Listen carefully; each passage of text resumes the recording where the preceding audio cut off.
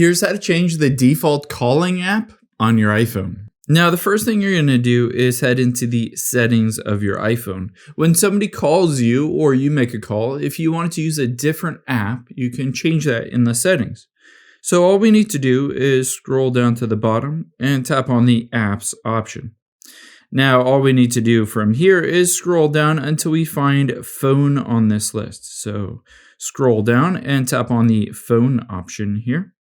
And now all you'll be able to do is tap on default calling app. It's currently set to cellular, which means my SIM card and the default phone app. So if somebody calls me, it just calls within that normal phone app. However, it says your SIM will be used to make and receive cellular calls. If you have multiple calling apps, you can change the default. So in my case, I can switch it to FaceTime audio, or if I wanted to, I could switch it to WhatsApp.